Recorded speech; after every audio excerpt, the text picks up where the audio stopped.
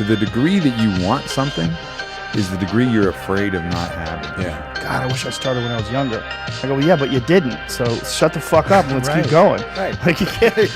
Nobody changes until they change their energy. And when you change your energy, you change your life. Because it's not till then that it's really real. Yeah. It's like, oh, this is way worse than I thought. It's like, oh yeah, it's way, way worse than you thought. Yeah. But luckily there's more to you than you think.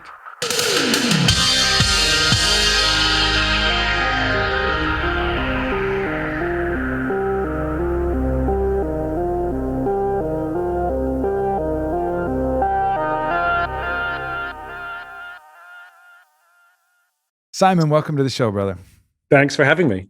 Yeah. So this has been a really interesting time that we've lived through in this past year in particular. And you're someone who talks about the virtues of leadership and what the epitome of a good leader is. And it seems to a lot of us, without getting political and trying to say which one is better or worse, it seems that there's been a vacuum of good leadership at a time where we could really use some strong leadership. So have you just been looking, what have you been thinking as you've been looking out into the world and seeing how, politicians and people have been handling, people in leadership positions have been handling these crises that have been thrown at us? What's interesting is I think we've had a vacuum leadership for long before the past two presidencies. I think we've had a steady drumbeat in decline of leadership for quite some time now. And we see it in politics and business and other places, where those huge sort of larger than life leaders that we all want to follow and go wherever they go, there seems to be a lot fewer of them in the world these days, So I think we're living in a time right now where it's just, I think we're all dealing with the fact that there aren't a lot of leaders. So the funny thing is there's a movement now to talk about leadership. Like the fact that I have a career is embarrassing, right? Like I talk about trust and cooperation. There should be no demand for my work whatsoever. But there is. In other words, people can feel it. They can feel that when they go to work or when they cast a vote, they feel like they're voting for the lesser of two evils, or they feel like they're going to work for now. I'll have this job, I'll work for a few years, and if something better comes along, I'll do it, as opposed to giving 20 years or 30 years of my life to one company. Like that thought doesn't even exist anymore. There's an entire generation that's growing up that has no idea what we're talking about when we talk about getting the gold watch. Like they just don't know what I'm talking about. Right. And I think, like I said, that didn't happen overnight. It's been a steady drumbeat. What is it about this? Because this might say that there's a systemic problem with something in which leaders who do not have the requisite skills to be leaders or the natural aptitudes are becoming leaders. So is this a systemic issue that's actually rewarding poor leadership practice, or is it just people? There just is a short supply of leaders. What's the issue here? Yeah, I mean, look, leadership is a skill. It's a learnable, practicable, teachable skill. And so if we have a lack of leaders, then you're right. Who's teaching the skills? There's a huge difference between being a leader and having a leadership position. Lots of people occupy leadership positions, but they're not leaders. And if you think about it, we don't really teach it. We don't teach it in our business schools. We teach management. We teach people to view each other as line items, as an expense. But where are the actual leadership curricula?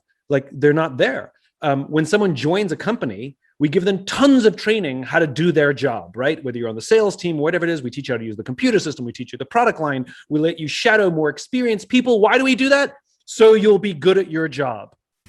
And if you're really good at your job, we'll promote you. And eventually we'll promote you into a position where you're responsible for the people who do the job you used to do, but we don't teach you how to do that. And that's why we get managers, not leaders, because I do know how to do your job better than you. That's what got me promoted. The thing is, that's not your job anymore. You're now responsible for the people who do the job you used to do. And we didn't teach you how to do that. We don't teach listening skills, how to have an effective confrontation. We don't teach how to give and receive feedback. We don't teach how to have difficult conversations. And we saw it come to head after the murder of George Floyd, where a lot of people in leadership positions said nothing to their teams, not because they're bad people. It's because they did not know how to start a difficult conversation with their team. And so they just did nothing. These are skill sets that we need to teach. And because they're not being taught in our universities or our business schools, whether they like it or not, it now falls upon the company to teach those skills. So expanding from, I think that makes sense in the companies. It's just that people have been focused on the wrong things. They don't have the right training. And it seems like in politics as well, I mean, instead of profits, it's all about votes, and it's the idea is to become the leader, and it's not to actually lead well. It's just to get voted into the position and then figure it out from there. But it seems the way our system is, so much emphasis is given towards getting to that position and then reinforcing that position, maybe getting reelected, and so much of the campaigning and everything, it's reduced the office to, can we win? And then if we win, it's this giant boon for the entire machine, the entire red or blue organization that's behind it. And it's this kind of weird sense of a tribal finite game of who's going to win this round of this specific little game we're playing, rather than, okay, what about the infinite game of extending life of humanity and our country and the goodness of all for eternity? How about that game? Who cares who fucking wins, right? It just seems like the priorities are just off. You went in the exact direction that I wanted to go, which is Dr. Carse's work, Dr. James Carse, who in the mid-1980s articulated these two types of games, finite games and infinite games. A finite game is defined as known players, fixed rules, and an agreed upon objective. Football, baseball. There's always a beginning, middle, and an end. And if there's a winner, necessarily there has to be a loser. And then you have infinite games. Infinite games are defined as known and unknown players, which means new players can join at any time. The rules are changeable, which means everyone can play however they want. And the objective is to perpetuate the game, to stay in the game as long as possible. Turns out we're players in infinite games every day of our lives.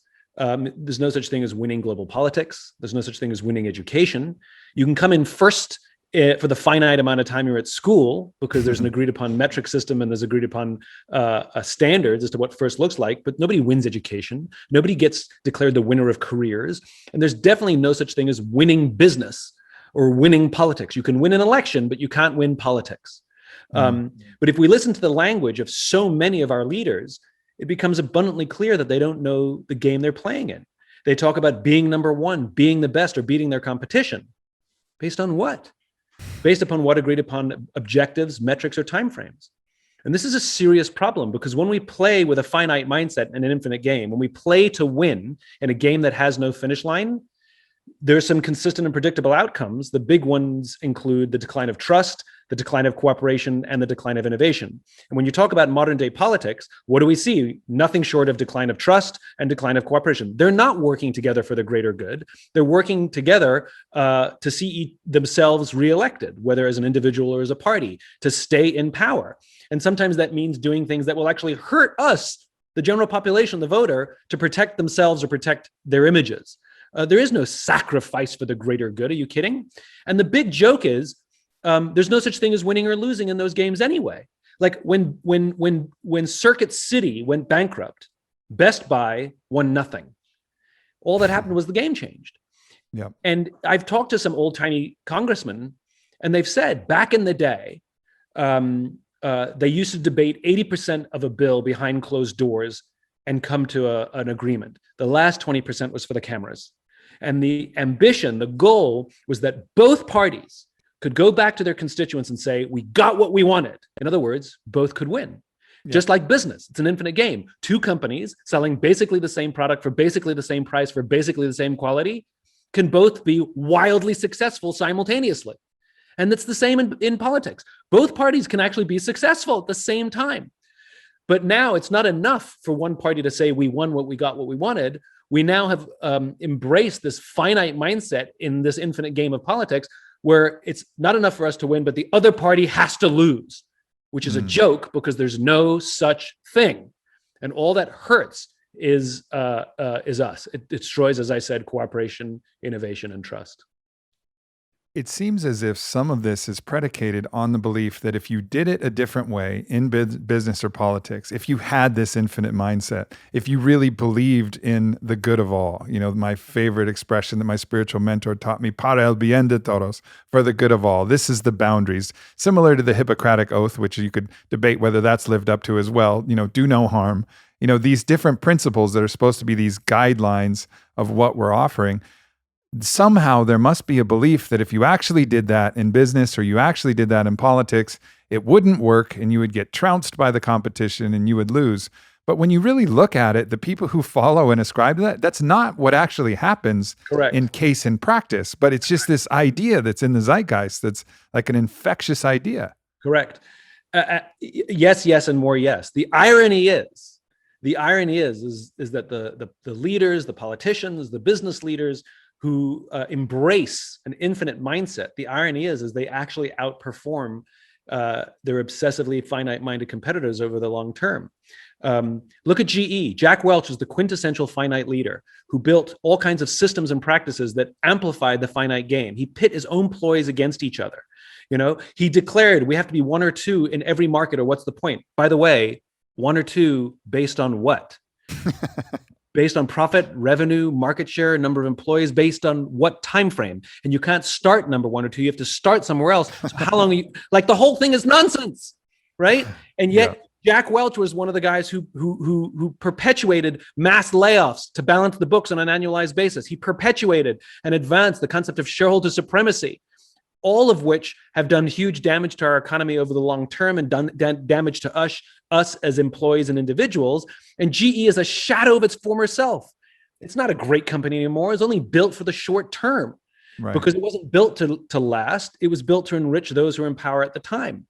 And we're starting to see these movements against, people think it's anti-capitalism. Capitalism isn't the problem. The way we do capitalism is the problem. This is not what Adam Smith envisioned when he articulated the wealth of nations, when he wrote down the wealth of nations. This is not the form of capitalism that over the course of 250 some odd years has made America wildly successful as a nation. This is not the capitalism that we've advanced as a people. This is a bastardized form of capitalism that has really only come into existence, popularized in the 80s and 90s, where we prioritize the few above the many. True capitalism and the true value of the stock market is supposed to be for the good of the whole.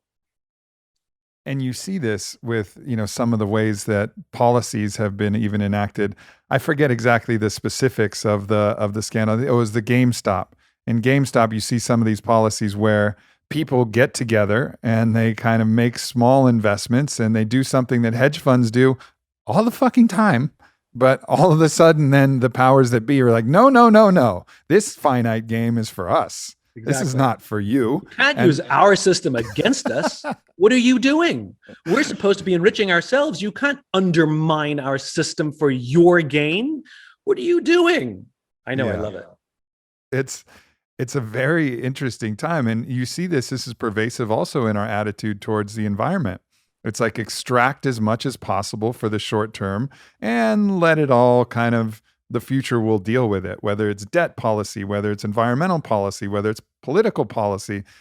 It's like this really short-sightedness that seems to be so, affecting so many different places that you want to look. We did it to ourselves. I hate to say it. We overemphasized this rugged individualism ideal in the United States.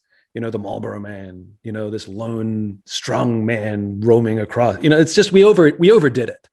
You know what? Just to pause 1 second there. There's this one thing that irritates me more than anything, and it's this statue that you see fucking everywhere, and it's this guy who's actually carving himself out of like a block of brass or something like that. And it's the self-made man, just one man with a hammer and a chisel. Right, and that's all you need. Because anyone who's ever had any kind of success individually, personally, career-wise, relationship-wise, it was only you. You had no help. No one believed in you. Nobody opened a door for you. Nobody was there for you to, express doubt and support you when you thought you couldn't do it. Nobody invested in you. No, it was all you with no help from anybody else whatsoever. Exactly.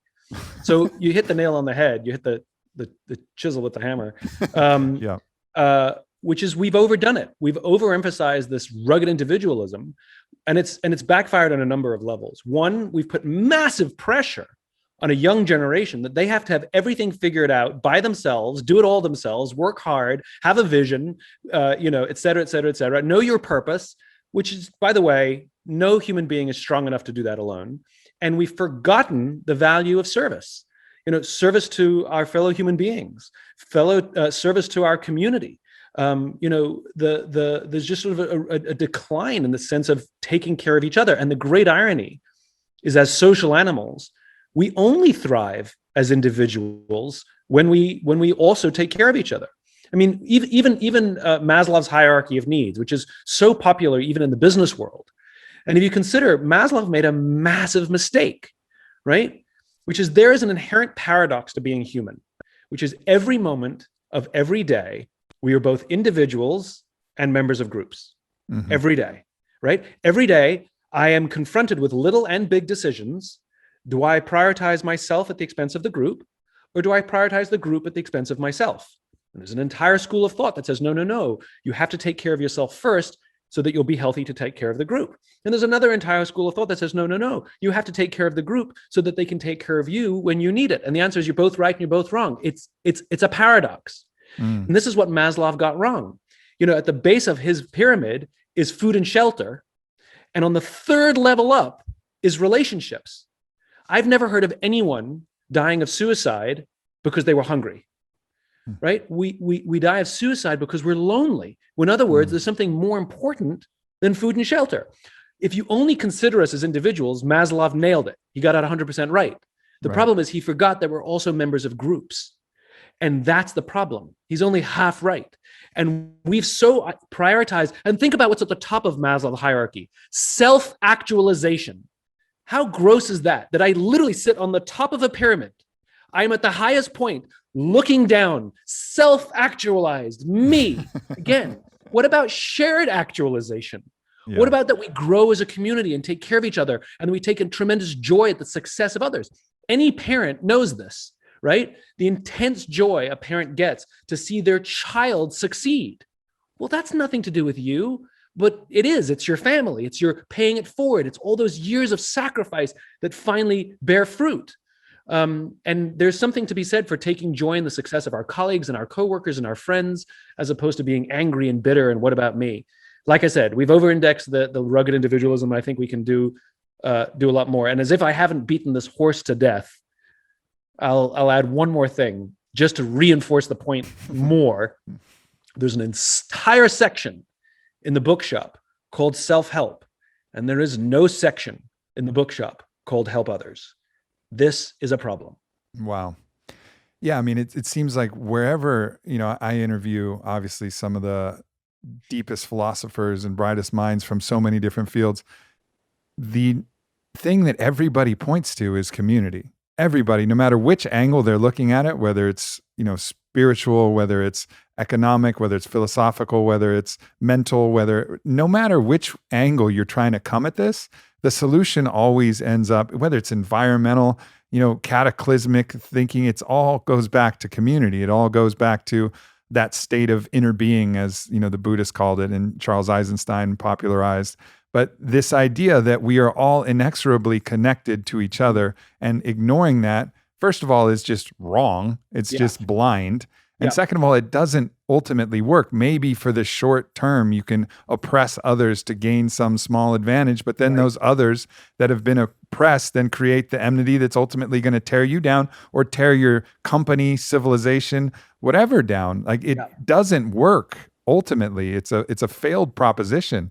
But the longer we persist in it, the more we're going to recognize it. And maybe that's what we need, is the abject failure of this idea of individualism, so that we get back to this idea of we have to get back to community. The problem is that it's an existential crisis. If we continue down this obsessively finite path, it becomes existential. And for the cynics out there, the infinite game is not the absence of finite games. It's the context within which those finite games exist. There's nothing wrong with winning if the rules of the game allow for winning, right?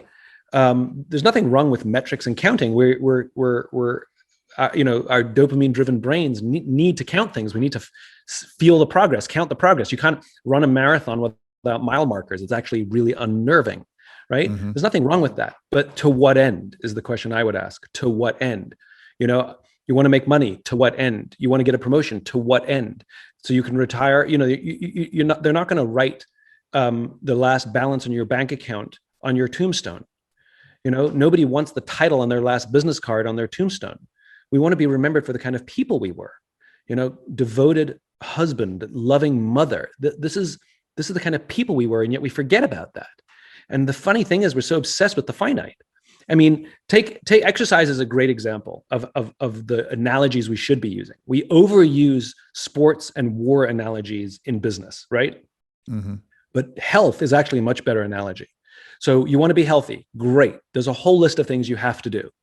You've got to exercise, you've got to eat right, you've got to get sleep, you've got to nurse your personal relationships. The list goes on and on and on. You can't do them all perfectly all the time. Some of that causes stress, but you got to kind of like try and do as best you can. So pick one of them, exercise, right? There's nothing wrong with having a finite game within that. Just like in business, for example, we can pick an arbitrary number. I want to lose X amount of weight by an arbitrary date. Done. That's exactly what we do in business. That's what called business planning is. Arbitrary numbers, arbitrary dates, right? And so we get to exercising and doing the work, and we weigh ourselves every day. And if we have a good day, we feel all great. And if we have a bad day, we feel all down. And if you hit your goal on the right date, on the right time, you feel amazing. This feeling of incredible success, except you have to keep exercising for the rest of your life. Like, it's not over. Right? It's just one of the steps. It's one of the milestones, but you have to keep at it. And what happens if you miss your goal? Nothing happens, right? In fact, you're way healthier now than you were when you started, and you'll probably hit your goal in 2 or 3 more months if you just keep at it. And it's the same in business. If you miss an arbitrary number and an arbitrary date, you know what happens? Nothing happens. And the problem is we prioritize those that hit the number on the date, and we ignore those that are building good teams with good relationships and good product and good service. And we don't reward those people, even though we can see they'll hit their numbers in 13 months instead of 12. We can look at the trend data. And so I think we have to use health as the better analogy when we think about building a business. We want to build strong, long-lasting businesses. We're going to have to do all these practices forever. And the people who succeed us will have to pick up where we left off. And all of the choices we make, the finite choices we make, have to be in service to health, right? We can't just win for now. And if I create problems, I'm going to be retired. It's not my problem, it's yours. We can't do that. And so I think health is a much better analogy than sports or war. I agree completely. There's something else though, is even when we do hit those goals, you put your hands up and said, yes, I hit it.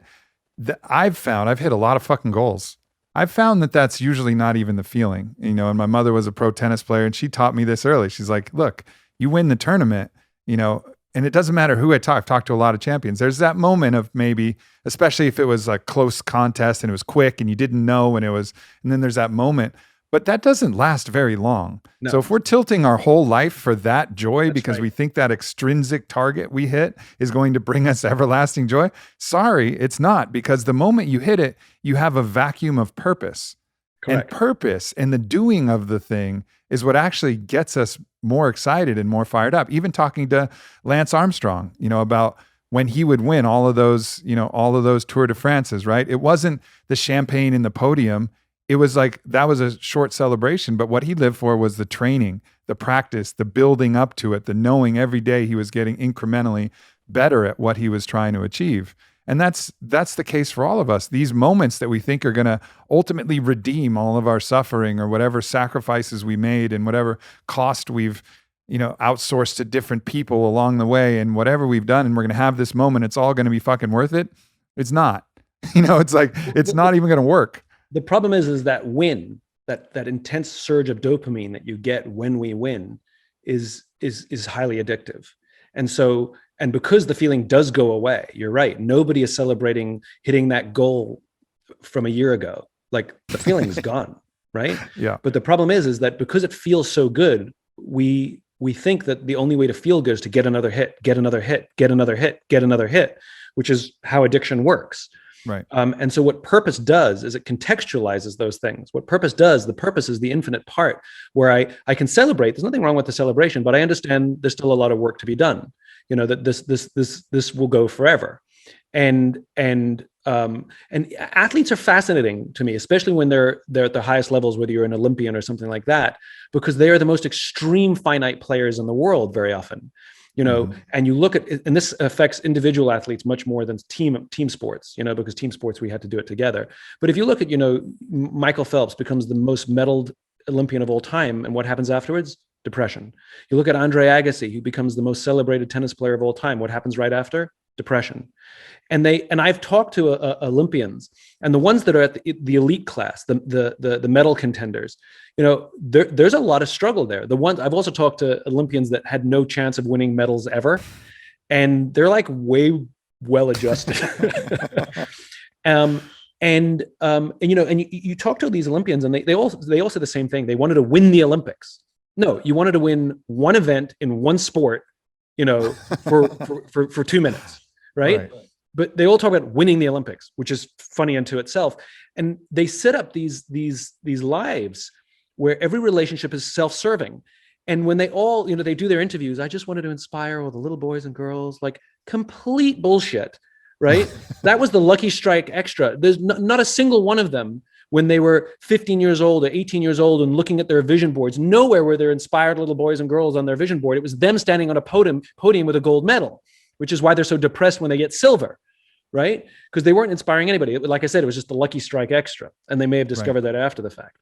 And it's this obsession with winning for self-gain, that when they're done with the sport, the thing that they have defined their value by, they look back and they realize that all of their relationships were transactional and to serve them.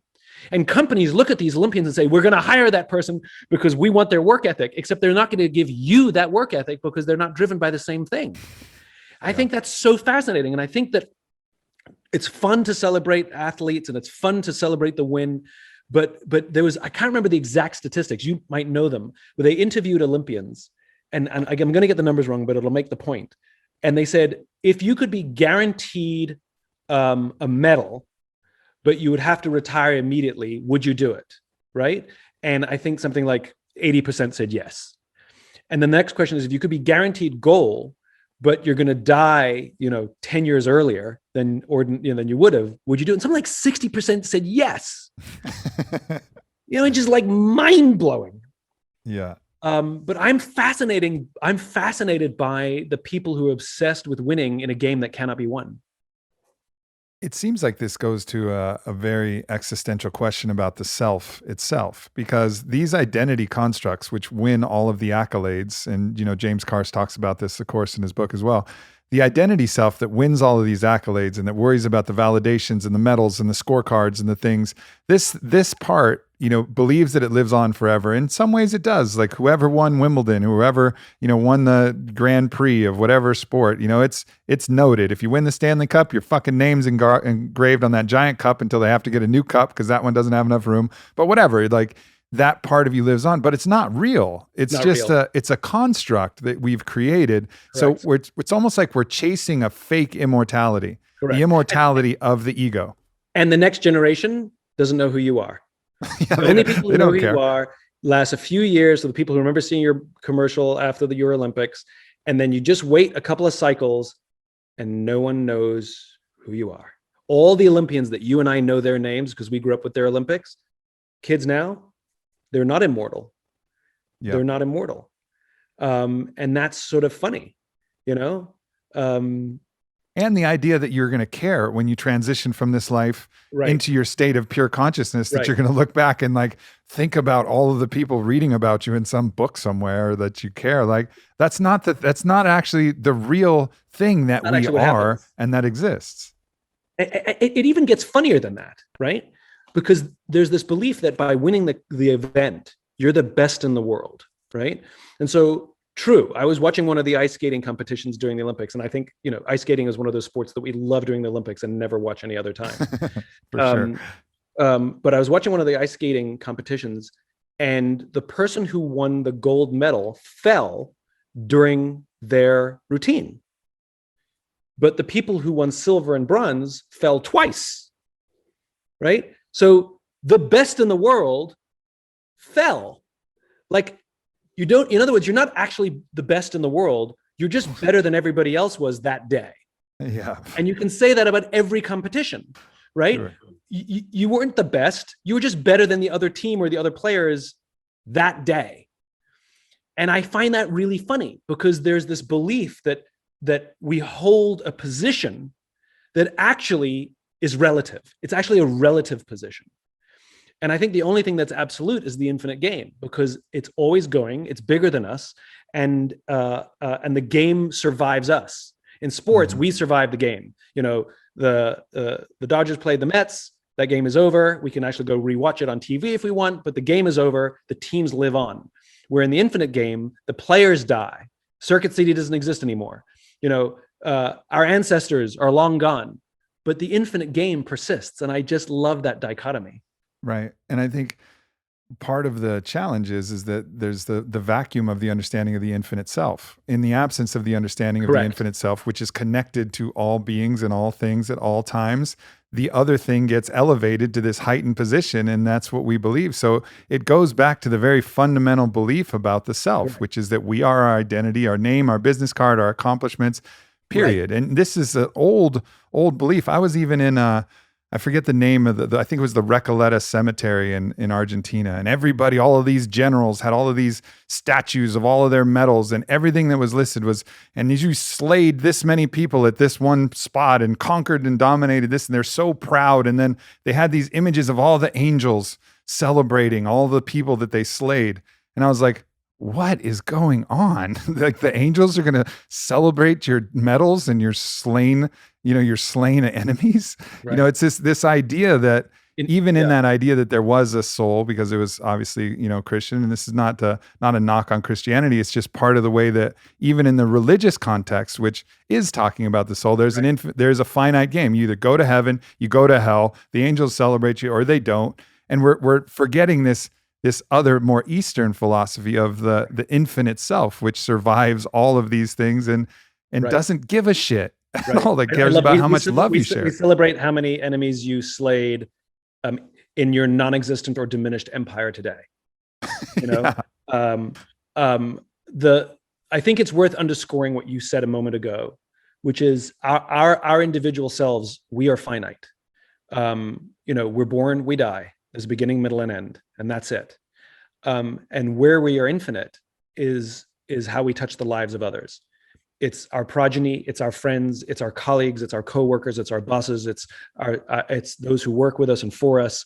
You know, the impact that we can have in their lives, the values that we pass on, how we raise them up and celebrate them. That's what lives on beyond us. Yeah. And the impact that we have, the infinite life that we live, we can only live through others. And it's not the medals that we won, and it's not the scores that we achieved, but rather it's how we inspired following generations to continue to carry the torch that we may have lit or just carried ourselves that was given to us. That's what it means to live an infinite life, that it lives on through others. And it's this beautiful, and again, it goes back to paradox. It's this beautiful, the hardship of life is this balancing act of sort of advancing myself, my ego, my ambition, which is okay, but it has to be in service to something greater than myself, because that's where I truly live an infinite life. You can look at someone like Marcus Aurelius for a great example of this, because he slayed a lot of Gauls and he expanded the empire and did a lot of these things. That's not what people know Marcus Aurelius for. Maybe you watched a movie or you kind of got into some of the history, but what lives on is his Stoic philosophy, the quotes that he shared about life, the quotes that he offered that lives, these ideas that were infinite, not his finite accomplishments. Same with the samurai, like the Bushido, that code of the samurai, that's what lives on, not the individual accomplishments. And I think we get this kind of twisted that the extrinsic accomplishments are what's really going to matter. No, it's going to be the ideas, the why behind it. Why did you do that? What was the way in which you did that? And how can that be translated to future generations forever? What is the philosophy? What is the meaning behind what you did? Not what you did at all. And the great coaches, the winning most coaches of every sport, John Wooden and the like, none of them were obsessed with winning. They're obsessed with taking care of their teams and teaching their players to take care of each other and support each other. And in so doing, became the winning most coaches, which I find, sort of this beautiful twist of this beautiful irony, that the infinite game, that when you embrace the infinite mindset, it actually does lead to finite success. And I think the reason, if this makes so much sense, and here we are talking about it, and it's so logical, and everyone's nodding, it begs the question, then why don't people do it? And I think this goes back to the leadership vacuum that we live in today, which is to live a life with an infinite mindset. The problem is those accomplishments are not predictable in time. And we live in a world where we really not only want things, but need things. Our whole incentive structures in our companies, the election cycles, everything is set up that you have to show success by this date, by this time. And the infinite game just doesn't work that way, which is it's like riding a bicycle. It's like every single kid can learn how to ride a bicycle. It doesn't matter anything. You can learn how to ride a bike. There's a process. You have to start with training wheels. You take one wheel off. You take two wheels off. One of your parents is holding the back of the seat. At some point, they'll let go. You'll look down. You'll freak out. You'll fall over, And if you just go through this process, 100% of kids will learn how to ride a bicycle. The problem is I don't know how long it takes. Right. Some kids will learn quickly. Some kids will learn slowly. Every kid learns how to walk. Every kid learns how to talk. Parents compare. How long did yours take to walk? Mine's a little slow, right? It's okay. There's a process, and 100% of the time it works. And the fear we have is to trust the process. And so we hijack the process for the short-term game while doing long-term damage to ourselves or organizations, rather than simply trusting the process, working out, all of these things. If you trust the process, 100% of people will get into shape. If you simply work out for 20 minutes a day, 100%. But I just don't know when. And we know this inherently in the infinite games that we're comfortable with, like riding a bicycle, like learning to walk or talk, like getting into shape. But for some reason in other infinite games, we can't do it. And like I said before, the incentive structures we have actually encourage us to ignore the principles of the infinite game and overly embrace the rugged individualism and the finite mindedness. And the sad part is, all we do is damage to ourselves and the people we love. That's it. You hinted at one of the deep challenges that we all face in this mindset, and it's comparison.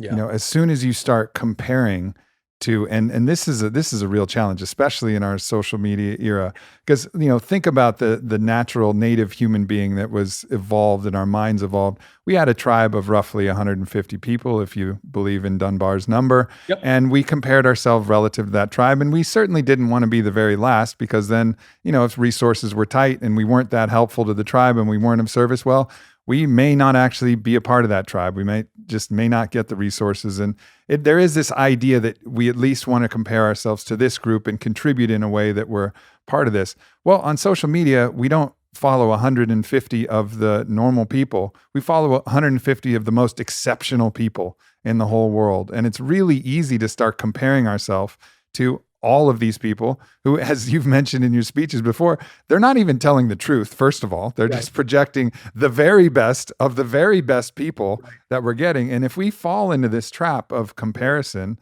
then that self-rejection and that critical nature of like, I'm blowing it. I mean, I was a victim of that. I was 25 years old. I had no idea what the fuck I was doing. I had this fledgling marketing company with one client, and I was like, fucking Alexander the Great conquered the world at 25. What the fuck am I doing? All these, tech wizards are creating massive companies. Right. Like that was the pathology. My pathology of comparison was so deep. Right. And if I would have just known, like, look, man, it's going to take till you're in your 30s, and then when you're 40, you're going to have this, seminal moment of, where you've reached the real pinnacle of everything, of being able to share the ideas that you have to the whole world in the most magnificent way. I didn't have that, and it's part of these ideas are just not as pervasive enough, and we get locked in these traps of comparison. We do. I mean, what did Teddy Roosevelt say? Comparison is the thief of joy. I mean, there's always someone richer than you, smarter than you, better looking than you. Their vacation is better. Everything about their life, you'll find something better every single time. I think this is, turning off social media, with that constant comparison. I think what it does is it forces us to be grateful with what we've got. And this idea of gratitude, I think we've forgotten this concept of gratitude. One of the things that kind of like, it's like a pet peeve of mine is anybody who's achieved anything, or even if they didn't achieve it, maybe they were just born into it, you know, they keep saying how lucky they are. You know, I'm just really lucky. You know, I'm like, luck is like, the term I think is gratitude, which is, you know, for somebody to say, look, you know, my parents were wealthy. I was just really lucky. Well, why don't you say you were grateful?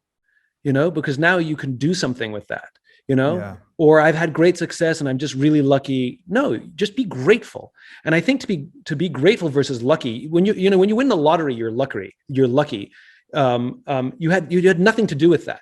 I think gratitude says that I appreciate this and I'm aware of it, and I can take. There's a humility to gratitude, I think, more than there is to luck. And I don't think we express gratitude humility. enough. I agree. And there's a false humility to luck as well. This idea of like, I'm just going to say I'm lucky so that, you know, I don't have to actually. I don't sound like I'm a pompous bastard. Yeah. Right. And actually have to go through the process of gratitude, because if you're grateful, that compels a sense of reciprocity. Like you feel that gratitude, you're going to naturally want to give back. Right. You know, you're going to feel that. Where if you're just lucky, then, oh, well, you know, them's the breaks. You know, I got this, you didn't. It's just luck. It's out of my hands and I don't have to be grateful. So I don't have any responsibility to give anything back to the world. And I think it goes even beyond that, which is when we're lucky, it doesn't inspire us to want to be generous, right? Right. I won it. I just got lucky, you know? When you say I'm grateful, like I think the more gratitude we have in our lives, the more generous we become. And the more generous we become, the more grateful we become into this virtuous cycle. So I'll give you a great example. Like when somebody does something nice for you, right? It actually makes you want to be more generous to someone else, right? And if you do something nice to somebody else, when they say, "Oh my God, thank you," it actually inspires you to want to be more generous. But if they say nothing, you're like, well, screw you then. Do it yourself. You know, it's kind of this weird relationship between generosity and gratitude. Is they go together. And the more gratitude we express, the more generous we become. The more generous we become, the more gratitude we feel. And it goes back to this point that sort of this pattern that has been woven through our entire conversation, which goes back to community, which is you cannot foster a strong sense of community. You cannot foster a strong sense of infinite life without the play of gratitude and generosity. Mm-hmm. I want to talk about something that's, I think, really interesting topic that you talk about, and it's the importance of a worthy rival. Mm-hmm. And this idea, it seems, you know, paradoxical or contrary to this idea of the infinite game where you want everybody to win, but it is really valuable to have a rival. It is this force that it's like two, you know, iron sharpening iron in a way. It's a way that it's going to bring the best out of both of you. But so talk about the way to have like a toxic form of rivalry and then a healthy form of rivalry, because I think if you get rid of rivalry altogether, and I know you agree with this, it's not necessarily the ideal state to be in. Yeah. By the way, I have no problem with finite games or competitions as long as it is a finite game and it's a competition. Then you just play by the rules and whatever the agreed upon objective is you play for. And we have competitors in finite games. They are other players that we aim to beat with the agreed upon score, metric, whatever it is.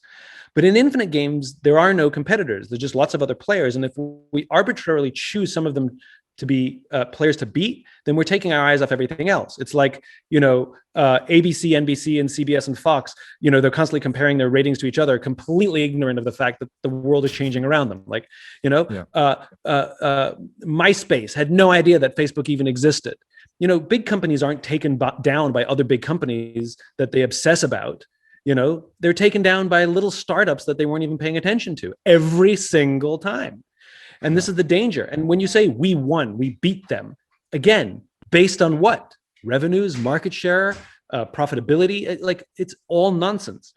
But the value of rivalry, because the only true competitor in an infinite game is ourselves. How do I make myself a better version of myself today than I was yesterday? How do I make my organization a better version of itself this month than it was last month, et cetera, et cetera?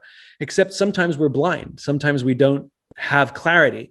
And one of the values of worthy rivalry is there are other players in the game where their strengths reveal to us our weaknesses. I'll say that again. You can choose an individual or another company. You can choose as many as you like, but somebody else who does what you do, who's better at some or many things than you are. Their strengths reveal to your weaknesses. And when you have your weaknesses revealed to you, then you can work on those things or partner with somebody else so that you can grow. But the idea isn't to beat them. The idea is just to be grateful to them. You don't have to agree with them. You don't have to like them, but you do have to be grateful because they gave you the greatest gift ever. They gave you clarity and they gave you an insight that you wouldn't have by yourself. So it sounds like what you're saying is that the way that you unwind the toxic elements of this rivalry is gratitude for the rival itself and appreciation, even if you have, you really don't like them, as you say, but knowing this whole time, like, wow, I'm grateful that you've shown me all of these things about myself. You've shown me these things that can make me better, and watch me go. I'm going to show you some things, that you're going to have to reckon with as well. And it's just a way to kind of healthily forge each other. Or not. It does not. In a finite game, the competitors are mutual, right? You're trying to beat me and I'm trying to beat you, right? In an infinite game, it can be one way. You may reveal to me my weaknesses, but I may not reveal to you any of yours, right? Sure. You get to choose your own worthy rivals. This is the great thing about the infinite game is it's not a predetermined set of competitors. When Amazon went to every single one of the major publishers and said, would you like to invest in our little company? And every single major publisher said, nah, we're good, right? What the major publishers were ignoring was there's this thing called the internet, and a company was doing things different to them, and you don't have to like them or agree with them, but maybe you should pay attention to them. Maybe you should actually look at the way they were seeing the world. One of my favorite examples was Best Buy, right?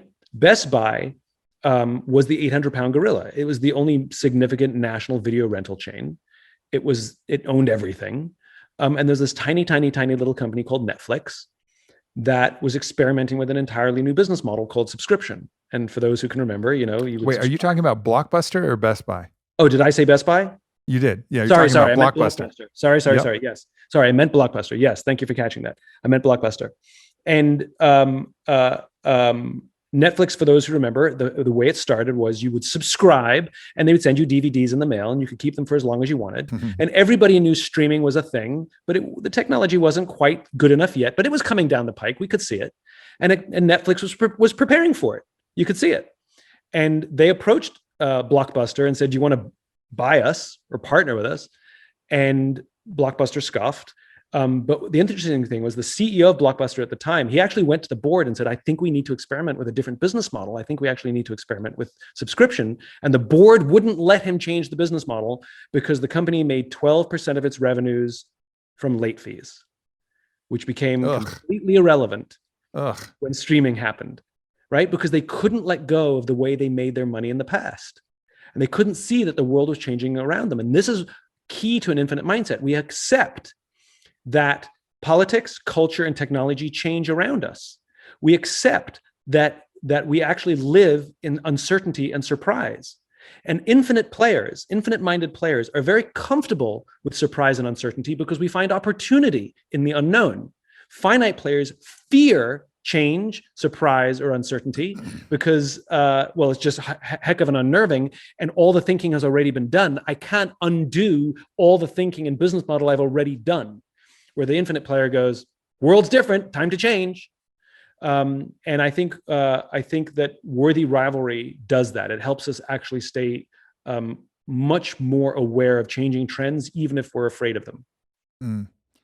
When you're talking about leadership, I think some people have an idea that some people are leaders, other people are not. Yeah. And it feels like something that should be recognized, that all of us are leaders in some way, in our own way. So when you're talking about leadership, this isn't you talking to a select few who are born with these particular qualities or gifted with these particular positions of leadership, but leadership is an intrinsic quality of human existence. There's always going to be a time where we're a leader. Correct. I think I like to think of a leadership like parenting, right? Like it's a capacity. Like every person has the capacity to be a parent. Not everybody should be a parent, and not everybody wants to be a parent. But you can if you like, And sometimes if you didn't like, then you learn quick, right? And leadership's the same. Some find themselves in a leadership position, and now you got to learn to be a leader. And it's a skill, like any other skill. And we have to be crystal clear what leadership is. Leadership is not rank or authority. I know many people who sit at the highest levels of organizations who are not leaders. We do as they tell us because they have authority over us, but we don't trust them and we don't follow them. And yet we know many people who have no formal rank or authority, but they've made the choice to look after the person to the left of them, look after the person to the right of them, and we would trust them and follow them anywhere. There's that community thing again. Leadership, very simply, is taking the responsibility for those around us. Leadership is very simply the responsibility to see those around us rise. Whether you're in an organization, whether you're a parent, you take the responsibility to see another human being be the best version of themselves and rise. And that's what leadership is. And it is a skill. So yeah, every single one of us has the capacity to be the leader we wish we had, whether we have formal rank or not.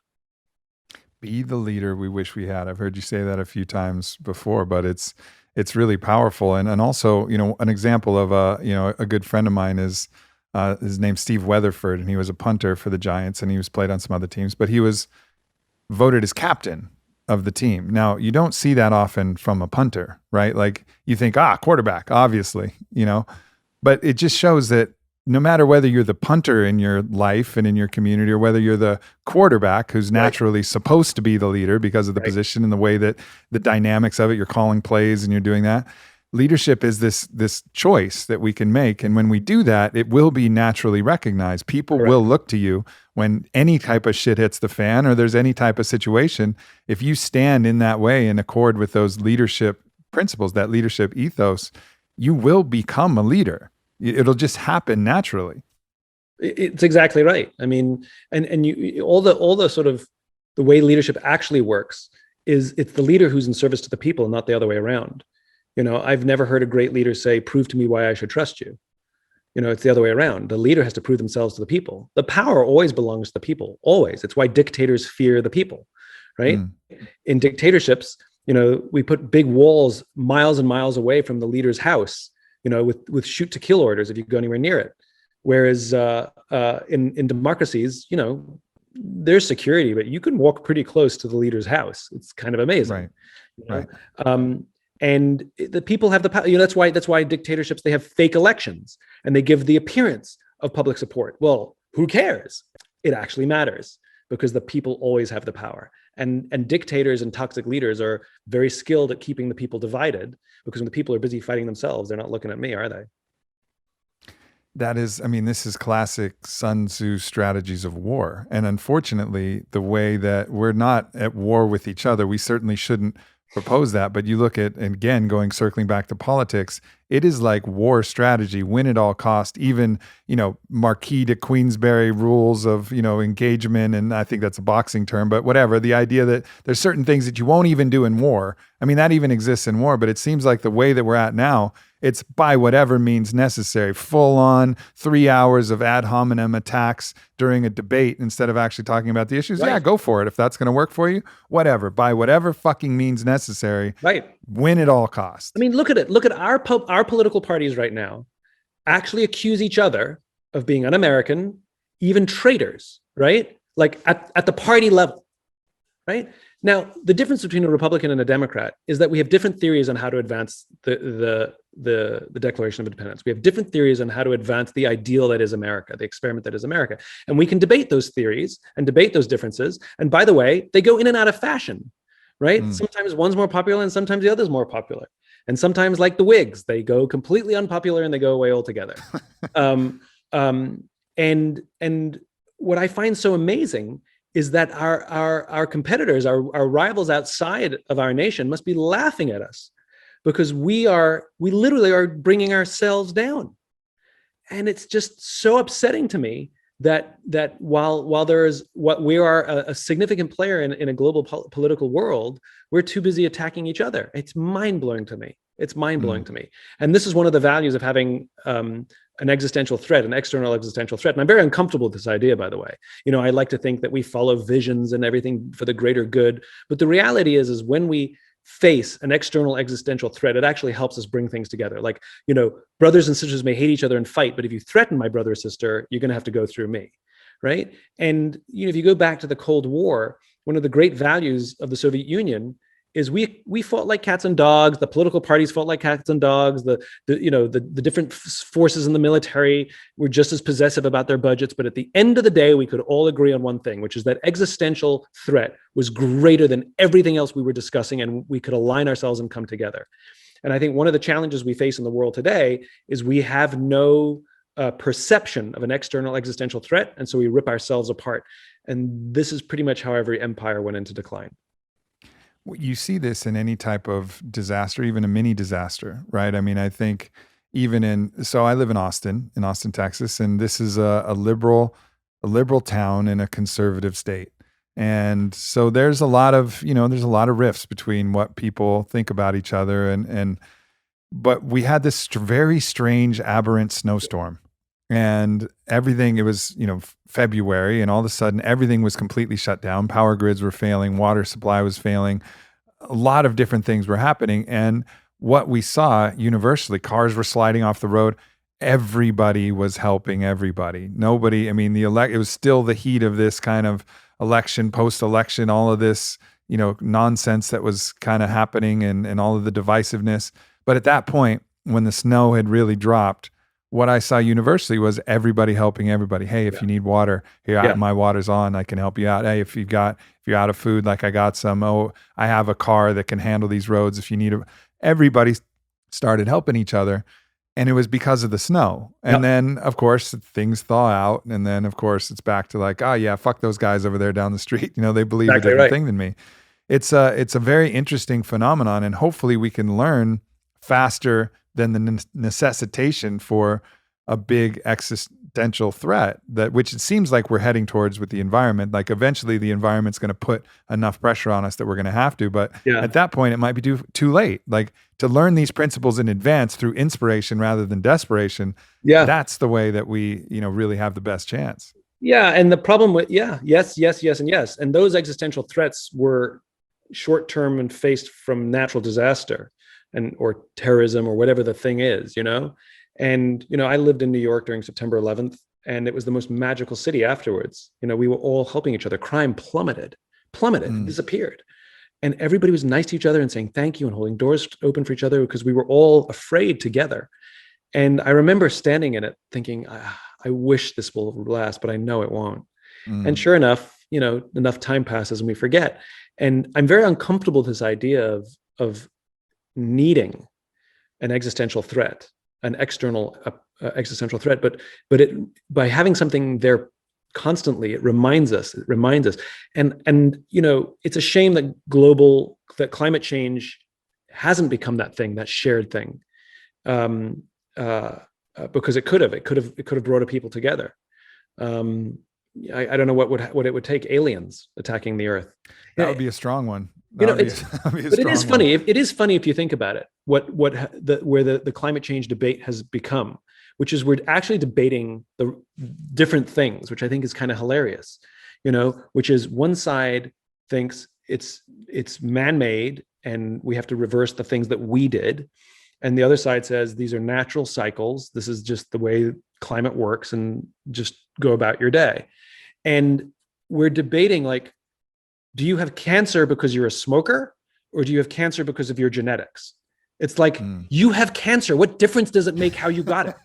Like, you have cancer, like treat it. But we're literally debating the cause when it's irrelevant. Right. And then there's an entire group of thought, well, we shouldn't intervene. Like if there was a meteor that was heading towards the Earth, you're damn right we're going to figure out how to push that meteor out of that's just a natural, it's the way the planets and rocks are moving. Of course we're going to intervene and try and push it out of the way. We should always try and intervene and push things out of the way to extend the life we have on this planet. I just find the whole debate rather sad, because well-intentioned people who try to inform us of these dangers that were coming could have done such a better job in their messaging. The message matters, and who carries the message matters. But we set up the wrong debate, and then to your point, like it'll get to the point where something becomes so starkly clear that the debate doesn't matter, and then desperation, like a storm, becomes the thing that brings us together. And then it just raises the question: is it going to be too late? when I look at potentially the sacred purpose of humans on the planet, I mean, we live in a cataclysmic planet. Rocks fall from the sky. Things happen to the weather. There's earth shakes. There's ice ages. There's all kinds of crazy shit that happens. I mean, volcanoes are like a real thing. It's not just something like from, the Jurassic age or something. That's a real thing. Yeah, and it's not like a cute place you go visit magma. Like when they blow, when the caldera goes, it's a problem. It's a real problem. And if we all recognize, okay, maybe this is our sacred purpose, is to shepherd life for as long as possible with our technological advancements to actually help prevent the next life-killing cataclysm where 70% of all life is wiped out of off the face of the earth, minus a few of the creatures that can live in the deep oceans, which, by the way, now have so much fucking plastic and pollution in it that they're struggling as well, overfishing, all the different things. Yeah. Maybe we can actually be these, be the shepherds, and that's why we've developed in the way we have. Yeah. And so this collective shared purpose of let's stop all the bullshit and then be ready for this next thing that is going to inevitably come, so we can extend the infinite game called life on Earth. Well, I think, how about we do that? Well, I think it's really funny. Again, it goes to the failure of communication, which is we keep saying, save the planet. I got news for you. The planet's fine, right? Like if like global warming goes unattended to, like whether it's the form of life as we know it with all the animals that we know, or an entirely new form of life. Remember, the dinosaurs used to be a thing, right? Mm-hmm. Like the planet's fine because the conditions for life will exist and new life will emerge. And like, we're not saving the planet, we're saving ourselves. We have to create the conditions that can sustain our lives. And the reason to protect the animals and the flora and the fauna is so that we can survive. It's weirdly selfish. That we need to make sure the fish survive so that we have a viable food source.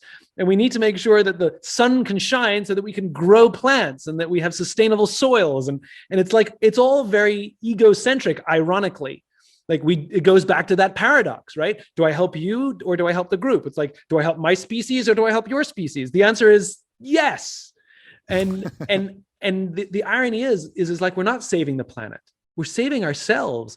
The existential crisis is the human race, not the planet Earth. Yeah. Anyway. Yeah. Well said. So if you're talking to somebody, as we're kind of winding this down here, and somebody wants some real kind of actionable advice about how to step up as a leader, there's some of us that run companies, and leading a company is something that, is well traversed in a lot of your talks. And I know you talk universally about it as well, but for the ordinary person just leading their lives in a way where they have the opportunity to be a leader, both within an organization or within their community or within their family, what are like the basic principles of leadership that we can start to practice, right now, right away, as we finish this podcast, turn it off? What's something that everybody can do to start honing that, what really is an essential skill?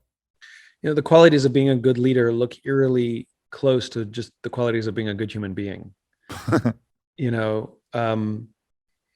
Somebody's a little short with you, in customer service.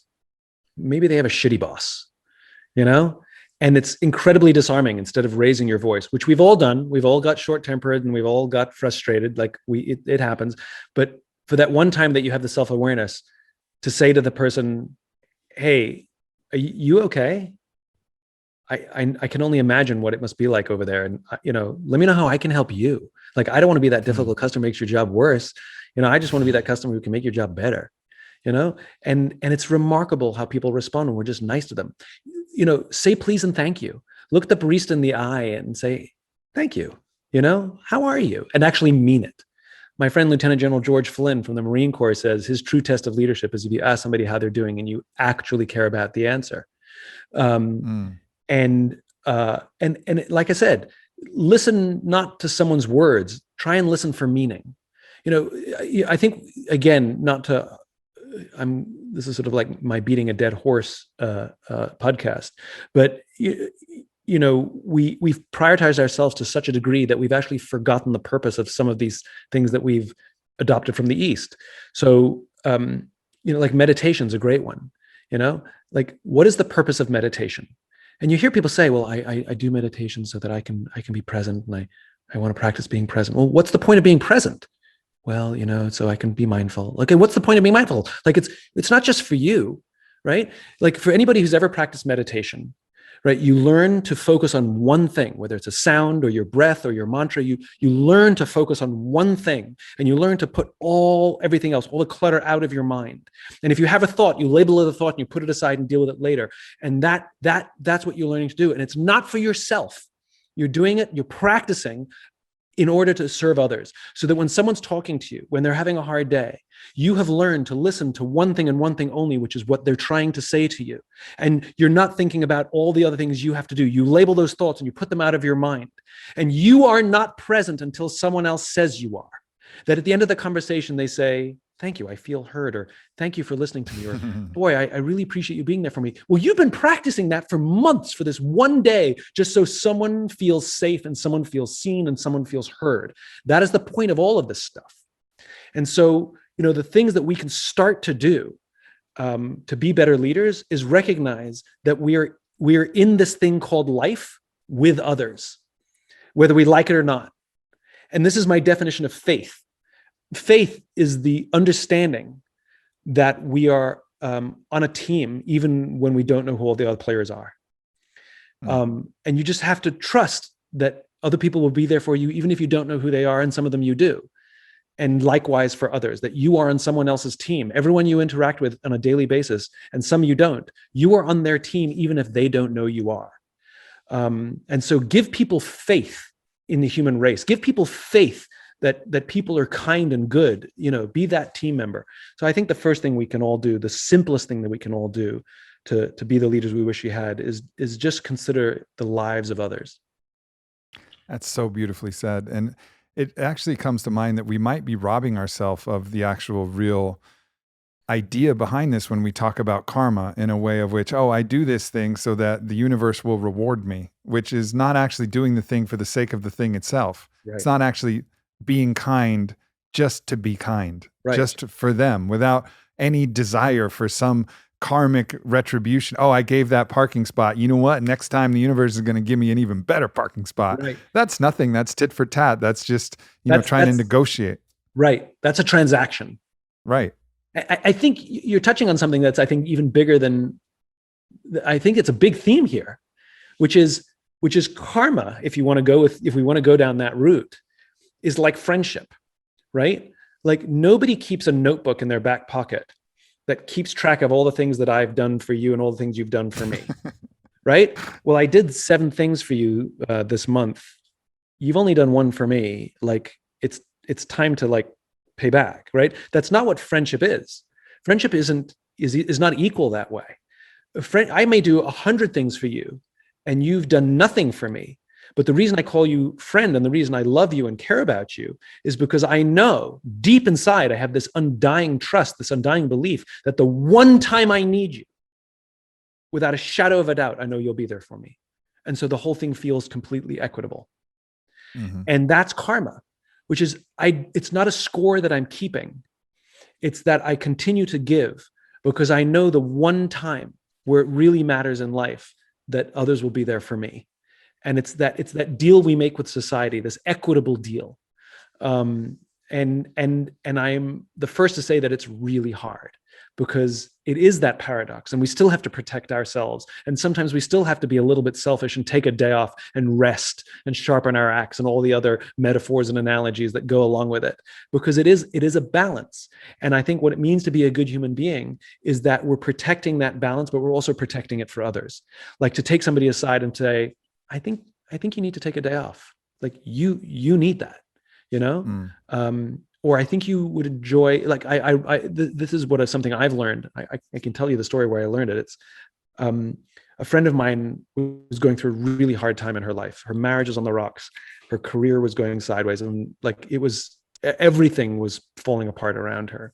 And she knows what I do for a living. And she called me and says, can you help me? And I said, absolutely. You're one of my best friends. Of course, I'll be there for you.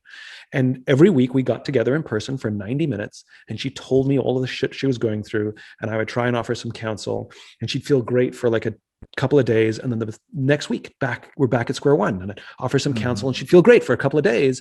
And then back at square. And this pattern is just repeating and repeating.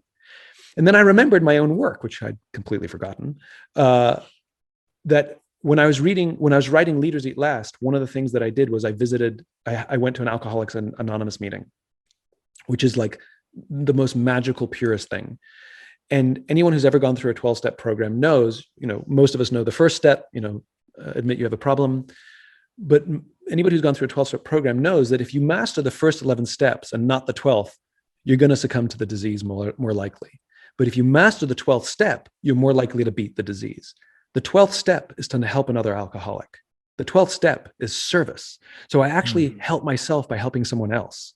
And so I decided I had challenges and I had things that I was stressed out in my life. And so I didn't tell her what I was doing. And I called her up and said, I need a favor. I've got a lot of stress in my life, and it was real. You can't fake this stuff. It's got to be real.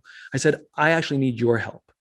Can we use some of our time together, on our weekly basis where I can confide in you? And of course she said yes. And it turned out that every week we talked about my stuff exclusively. And over the course of a few months, she started to feel so much better, and things started to fall into place in her own life. And I recognize it's because we have no objectivity about ourselves. And if we can actually help someone solve the problem that we're dealing with, like, how do I find love? Help somebody else find love. How do I find the job that I want? Help somebody else find the job that I want. How do I find happiness? Help somebody else find happiness. How do I get into shape? Help somebody else get into shape. Like, if we can actually help others who are struggling with the things that we're struggling with, the irony is that's where the karma pays back. That's where the karma pays back. And I think this goes back to our natural disposition as social animals, that our very survival depends, literally, it is dependent upon our ability to serve each other. And so the first rule of leadership is take care of someone. Just take care of one person who might need a little extra help, especially if they're struggling with something that you're also struggling with. No doubt. Yeah, beautifully said. The gift is immediately and instantly bilaterally received. The giver receives instantly upon the receipt of that gift, especially when there's gratitude present and acknowledgement. Then it's instantaneous. Yep. You don't have to wait for your return gift. Like it happens at that moment at the same time. Yep. And that's the beauty of it. Beautiful, man. This was amazing conversation. Where should people go to check out more of your work and all the many prolific things that you've offered the world? All the usual places, wherever you like to spend time online. I hope I have a presence there. You definitely do. Books available at fine and not so fine bookstores everywhere. Yeah. Beautiful, man. Well, thanks so much for this conversation, brother. Really appreciate it. Thanks, Aubrey. Really, Thanks for helping me spread the message. Absolutely. Thanks, everybody. Goodbye.